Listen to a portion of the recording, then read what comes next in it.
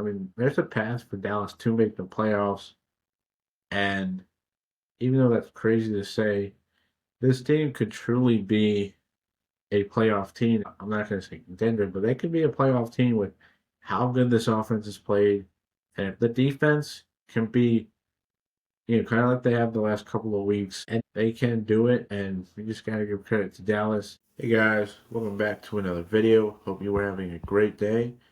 With no further ado, let's get into the Week 12 recap, which is crazy to say we're already on Week 12. But starting back on Thursday Night Football, Bills at the Texans, and I mean, give credit to Houston. After a horrible start where it felt like, maybe this team should have addressed the offensive line, should have addressed helping out CJ Stroud to give this team a chance to make the playoffs. Well, they have looked amazing. I mean, they've won 6 of their last 8 games. This defense we already knew it was one of the best, but it is literally the reason they are winning games. And I mean, you got to give credit to Houston. They're 6-5. They have 2 huge games coming up against the Colts and Chiefs. If they split those or even win both of them, Houston is well alive in the playoff picture. And I mean, you just got to give credit to D'Amico Ryans and the Texans team for just staying in it. I mean, most teams that start off 0-3 probably are saying, hey, we're not going to make it. We're probably going to, finish with a top 10 draft pick. But no, they said, we're going to fight. And despite no CJ Stroud the past couple of weeks, Davis Mills has looked fine. And this Houston team 6-5 with a chance to make the playoffs and be a real team nobody wants to face come January. For the Bills, I mean, what to say? Josh Allen did not have a great game. I mean, he's kind of been the reason.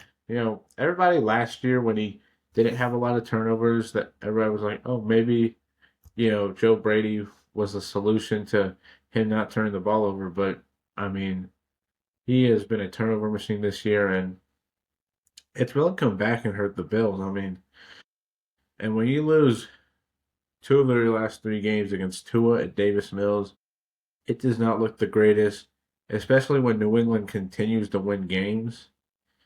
And who knows? There might be big changes coming to Buffalo this offseason because this was a year where everybody was picking them or the Ravens to make the Super Bowl, but with the way they're playing right now, they do not look like a Super Bowl contender.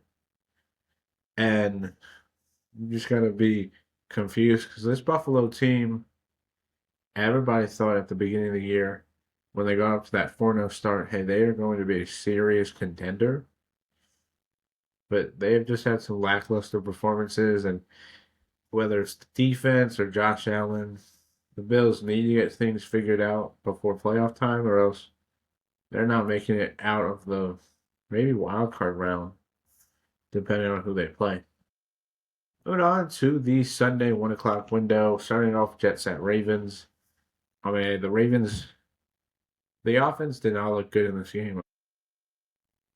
It has not looked great the past couple of weeks, but I think it'll get going. Lamar is coming off, and he's had plenty of injuries, even though he's been playing through them. So it's like, I think as the season goes along, as he gets more acclimated and playing more, because when you miss 2 weeks, or 3 weeks actually, of playing football, it is going to hurt you. But, I mean, this Ravens defense has really come a long way. I mean, early in the season, everybody was calling for Zach Orr's head, saying he needs to be fired, saying this team seriously needs to find a new DC. But the changes they've made, this defense has been great. And they're first place in the AFC North because of Pittsburgh losing because of tiebreakers. And hey, you just got to give John Harbaugh and this Ravens team's credit. Kind of just like the Texans. Both teams started off really bad, and most people would have written them off. But internally, they knew they could still make the playoffs, and they've been able to do it. And I think once this offense gets into rhythm, they will be a threat to whoever is at the top of the AFC. For the Jets, And this is what, you kind of hope for the rest of the year. You hope the offense does, some stuff. You hope the defense makes plays. You just hope that you keep games close to where it doesn't look like it's a blowout. Like you really just want to keep games close. And look, this Jets team is probably going to finish with a top five pick. But hey, Aaron Glenn, Darren Musi, this Jets team just wants this team to be fighting in games, playing well, and that's all you can hope for if you're the Jets. But on Steelers at the Bears, I mean, give credit to Chicago. They had their top two corners out. Their three top linebackers out, and yet they still won this game. And you just got to give credit. I mean, Chicago's 8-3 for the first time since 2018. The last time they won the North, but this year feels different. Like that year in 2018, it kind of felt like the defense was carrying the team, and it didn't really feel like they were really that great. Now, who knows what would have happened if Cody Parkey makes the field goal, but this team has looked for real. I mean, they've won 8 of their last 9. Their only loss was to a Ravens team that obviously has been really good since most of their players have come back off the injury. Um, but you just gotta give credit to Ben Johnson. You gotta give credit to Dennis Allen and this team, who a lot of people after those first 2 weeks would have said same old Bears, but these are not the same old Bears. This defense, despite the injuries, got the win. And look, Caleb played amazing. DJ Moore played amazing, and they have a shot. They play the Eagles this Friday. They have a shot to potentially get a huge win, and they could be 9-3 with their final 5 games. And who knows? Maybe the Bears, maybe not a for real contender, but a team to look for as the season goes along. For Pittsburgh, I mean, we all knew this was going to happen. They always start off strong, and everybody says they're going to be a contender this year, and then they always fall apart. And I mean, I don't really understand. I mean, Chicago, like we said, was without their top two linebackers, their top two corners. You think a Pittsburgh offense would be able to take advantage of those miscues, but no. They're 6-5. They play the Bills next week, and then the Ravens. I mean, they could be 6-7, and the Ravens could be 8-5, a 2-game lead, really a 3-game lead if they were to beat Pittsburgh because of the tiebreaker. And this is why everybody was saying Pittsburgh needed to win those games when the Ravens, were losing games, because once the Ravens got healthy, once they started to win, they were going to come back and take this division from Pittsburgh. And I mean, it's been a crazy year, and maybe the Steelers make it to a wild card, but this team is just not that good. And a lot of people who hyped them up after that 4-1 start are probably looking a little silly after the team has looked not so great so far. Moving on to the Pats at the Bengals. New England, a win is a win. The team did not play the greatest. I'm going to say bad Bengals defense now. And that gives Cincinnati some hope that they could play well now that Joe Burrow will be back this Thursday.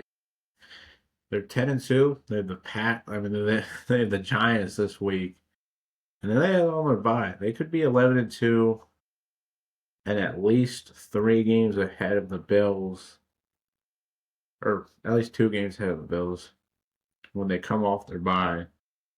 And outside of the Bills and Ravens game, which both could be wins for New England, their schedule isn't that hard. 12, 13, 14 wins is not, impossible for this team. And looking at a Pats team that, well, I don't think is a true contender. I think if they get a top seed, could go far, and this team could be dangerous in the coming years with how great they've been this year. And it's just crazy. For the Bengals, it's kind of been a lost year. Personally, I would have Burrow sit out the final 6 games. I know he is a competitor and he would want to play, but it's like the team is not going to make the playoffs. Why have him rush back and come back this Thursday, which he definitely will because he's expected to play.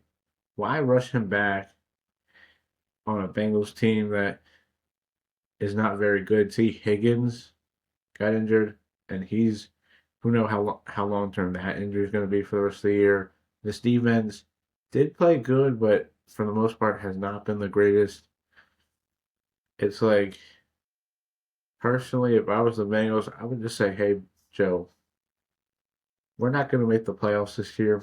Why don't you rest up, get ready for next year when we can hopefully have you for the full season instead of maybe rushing him back when he could be getting, maybe he re-injures that toe because he, you know, is trying to get this Bengals team to, win these games like he did last year. So that's what I think.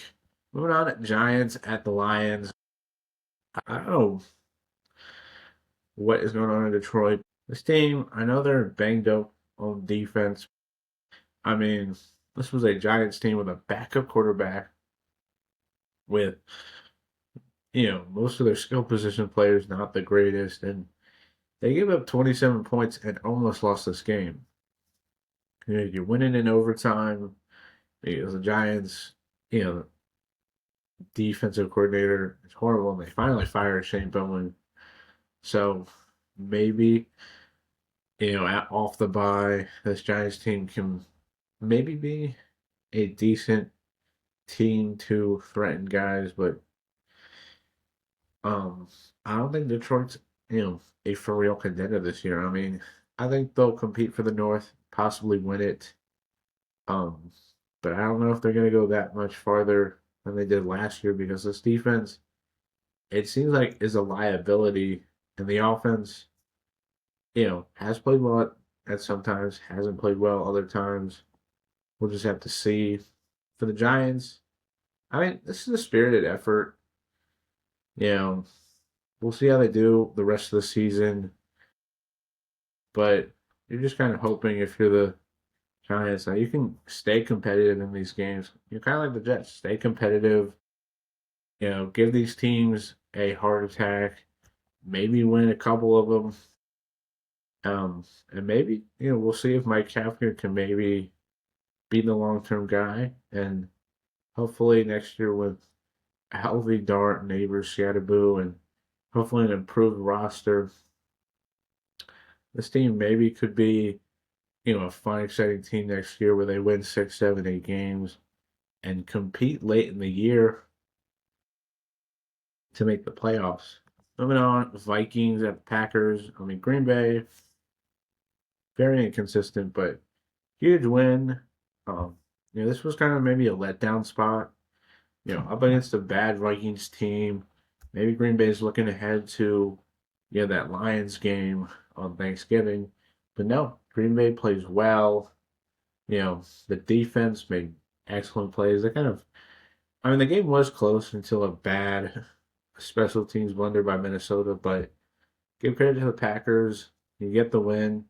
You have a chance to possibly sweep the Lions and keep pace with the Bears. Um, and we'll just have to see. But Green Bay, they're still inconsistent, but good win for the Vikings. I mean, I don't know what to say. JJ McCarthy apparently has a concussion and most likely will miss their game against the Seahawks, leading to undrafted free agent Max Brosmer to start this upcoming Sunday. So it's not like him the greatest, but maybe he can, put some spark into this team and maybe they fight. But it's a lost year in Minnesota.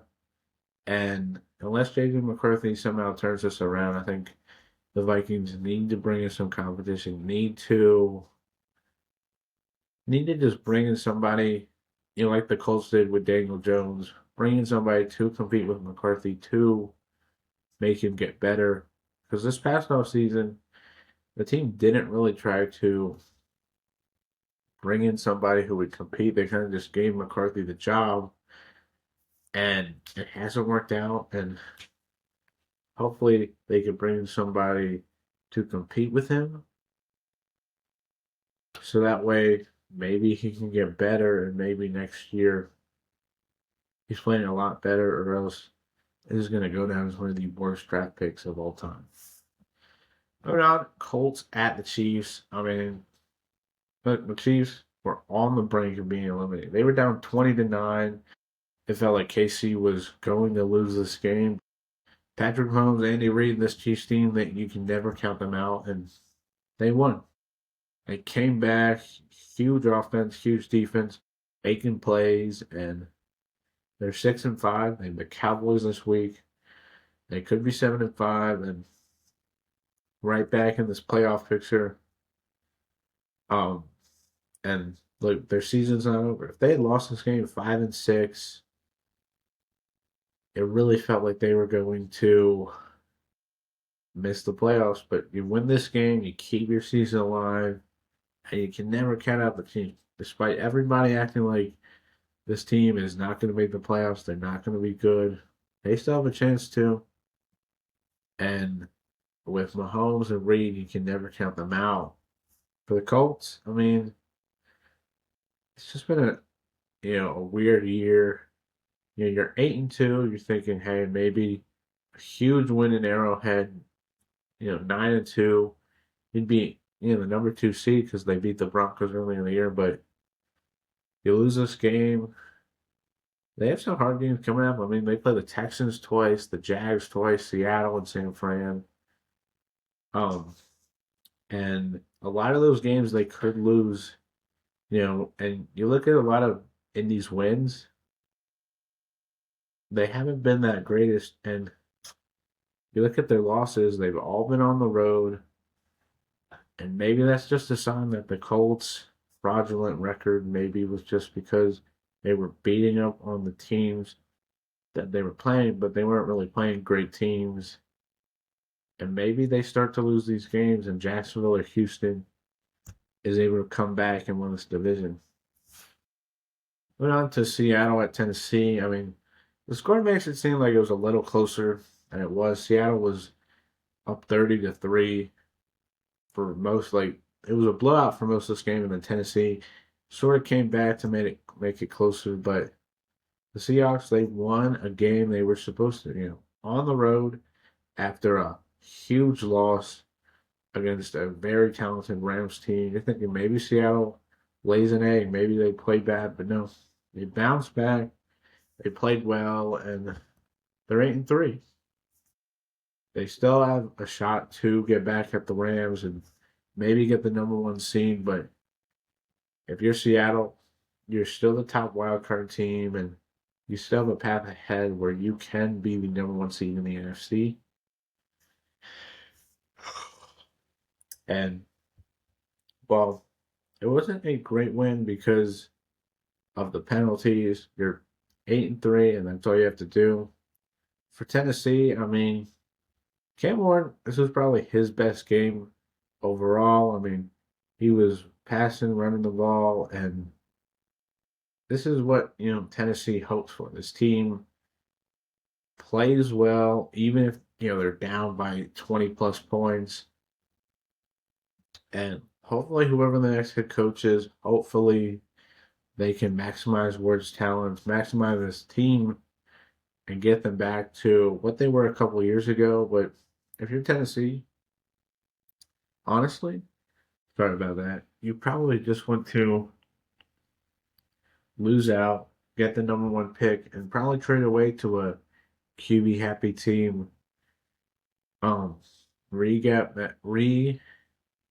Get a lot of draft capital from them and build around Ward, kind of like what the Bears did when they got the number 1 pick a couple of years ago, when they traded to Carolina to get all those picks. Moving on to the 4 o'clock slate, Jags at Cardinals. I mean, this Jags team is very inconsistent. Like last week, and I know they were at home, this is a road game, but last week against the Chargers team, they looked dominant. defense was playing great, the offense was playing great. It felt like maybe, this Jacksonville team just needed that, you know, that blown lead against the Texans to be the reason this team came back together. But no, they nearly lost this game to a Cardinals team that, yes, is feisty, but is not very good. And I just don't trust this Jacks team. They maybe make the playoffs. Maybe they somehow win the South because Indy fumbles it and the Jags are able to win it. But I'm sorry, this Jags team is not as good as the record says they are. And while I do hope this team can find some sustainability, it just seems like they never will. For Arizona, I mean, just another loss where we could have had the win, but they lost it. I mean, they've had so many games like that where it's like they've had a chance to win these games and they've just blown it. Hopefully, Jonathan Gannon and maybe Monty Ossenfort at the end of the year in Arizona can finally bring in a new regime, bring in their quarterback, and maybe hopefully turn this team around because right now they're just not looking very good. Moving on to the Browns at the Raiders. Shador's debut. I mean, I think it was clear night and day he was better than Dylan Gabriel, and he showed this in this game. I mean, he was not the best, but he played really well. Apparently it was the first Browns QB since 1999 to win their first start, which is crazy. But look, Shador, he played well. I mean, this team is 3-8. They have a couple games down the stretch where they could win and finish with 4 or 5, maybe 6 wins. Shador can be the guy, at least for 2026, to see if what he can be. It was clear in day that the talent's there. It's just he just needed to be given an opportunity, and he was. He was named the starter despite Dylan Gabriel being cleared from concussion protocol, which I think is huge because, like, if Kevin Stefanski had gone back to Dylan Gabriel, I think it would have been like, what the hell is he doing? And maybe this saves Stefanski's job. Maybe he gets another year, and maybe Cleveland finally finds their guy. We'll have to see, but a good win for the Browns, and maybe they can continue this momentum for the rest of the year and into next year. For Vegas, I mean, it has been a tough year for the Raiders. I mean, Pete Carroll, Geno Smith, they were supposed to come in and re-Genovize this team.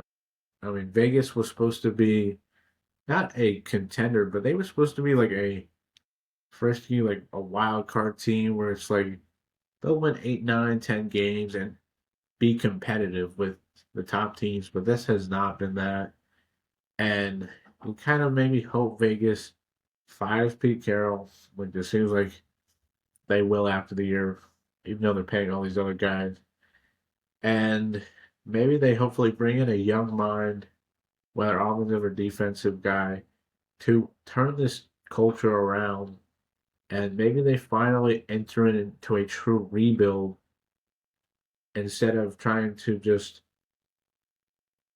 like retool, acting like they're just gonna be back into the playoffs. Like they need to hit the reset button and truly just rebuild this team from the ground up.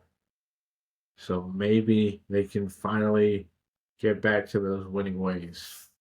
Moving on to an NFC East clash, Philly at Dallas. Talking about the Cowboys, you're down 21. Feels like everything's going, the other way, but they found ways to win. Dak Prescott broke Tony Romo's record for most passing yards in Cowboy in this game, and a huge comeback. It's tied for the most comeback win they had, and they're 5-1. They have a chance to beat the Chiefs this week. They have the Lions. I mean, there's a path for Dallas to make the playoffs, and even though that's crazy to say, this team could truly be a playoff team. Now, I'm not going to say contender, but they could be a playoff team with how good this offense is played And if the defense can be, kind of like they have the last couple of weeks, and they can do it, and we just gotta give credit to Dallas. For Philly, I mean, it felt like everything was clicking. Like the offense, it felt like they finally found, groove. It felt like, hey, Philly finally has an offense um that is playing up to the talent, Saquon, Jalen Hurts, AJ Brown, Devontae Smith, but they just couldn't do anything afterwards. I mean, you blow a 21-point lead, it's kind of hard to really say anything is great. They somehow are still keeping Kevin Patullo as the OC. I mean, I think that's the wrong decision just because he's holding his team back. Like, they have the talent to be an amazing offense. And if they don't figure this out fast, this could be the starting point of kind of like in 2023 when the Niners dominated them. This could be the starting point of Philly falling apart. And who knows? This might just be another year where the Eagles have the talent, but are holding on to an OC too long, and it ends up hurting this team more than helping them. And then moving on to the Falcons, they have the Saints. NFC South battle. Atlanta looked pretty good. I mean, they're not going to, win the Super Bowl, but this was a really good win after how bad they had looked the last 5 games, really. Kirk Cousins looked better than Michael Penix had all season. This offense was great. The defense was tremendous, which we all knew the defense was good, and they showed out. And they're 4-7. They have the Jets next week. They could be 5-7, and they could finish with 6-7 wins and possibly give the Rams a worse draft pick and at least make the season serviceable. Um, we'll see what happens with Michael Penix next year. If Cousins continues to play well, does Atlanta maybe give Cousins an opportunity to be the starter next year? Or is it Penix? I just hope um, Raheem Morris, Zach Robinson are fired and they bring in a coach that really maximizes this talent because this team is talented all across the board. It's just they need a coach to truly help them out. For the Saints, I mean, it's been a lost year. Tyler Shuck didn't look the greatest, but it's kind of hard to play well when the rest of the offense is not playing well. They're 2-9. We'll see how the rest of the year goes, but I'm not holding out for anything. And New Orleans, well, in a bad spot. We all kind of knew that entering the year. And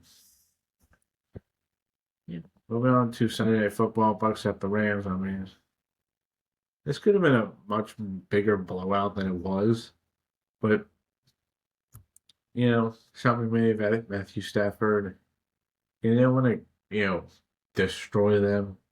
Which sometimes, when you have a big lead, teams usually start to get cautious, not trying to, um, doubt these big plays. But I think it was a smart decision. I mean, LA looks like maybe the front runner to win that entire Super Bowl. Like 9-2, top of the NFC. This offense looks great. This defense looks great.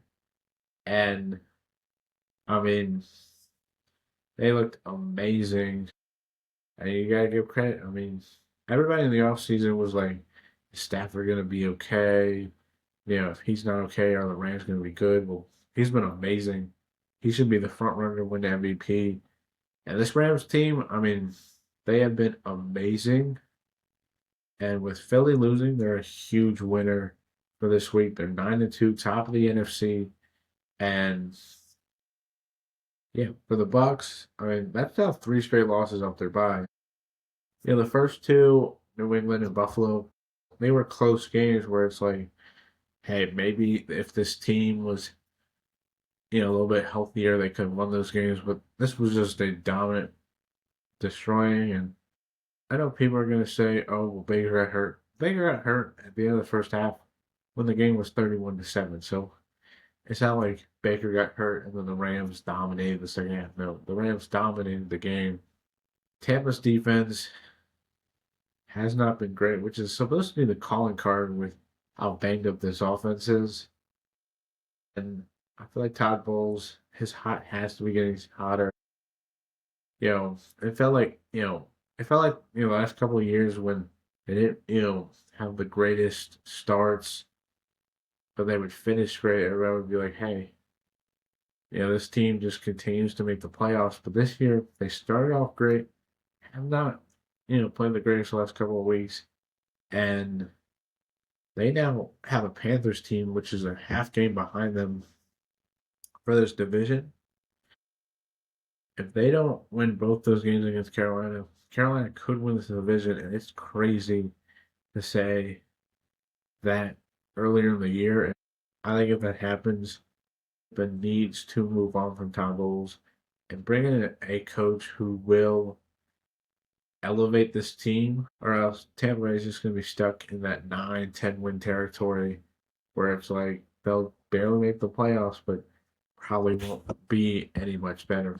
And then finally, Carolina at the Niners. This was a not so great game for either offense. Brock Purdy had multiple interceptions. The third one wasn't a bad one because he wasn't going to be like, oh, J.C. Horn's going to come, so I should not throw it there. But the first two were pretty bad, and I mean, the Niners are so thankful that Carolina could not capitalize, because if Carolina was capitalizing on those turnovers from Purdy, Carolina easily would have won this game. So Sam Brand is just so thankful that Carolina couldn't convert on those turnovers. CMC, another great game. The defense stepping up, and they're 8-4. They got the Browns next week before a bye. They could be 9-4 and pushing to be a playoff team with how things are going. For Carolina, it kind of the offense was not great after last week's amazing offense because of Bryce Young playing out of his mind. They are 6-6, still a half game back than the Rams next week before their bye. But hey, maybe off the bye in their final four games, Carolina can make some noise and maybe even win the South because of how bad the Bucks have looked the past couple of weeks. And it's not far fetched because of how wide open this division is. But that'll do it for today. Hope you guys hit the like button. Hope you guys subscribe, hit the notification bell. And I'll catch you guys tomorrow for my picks video. But until then, hope you guys have a great day and bye.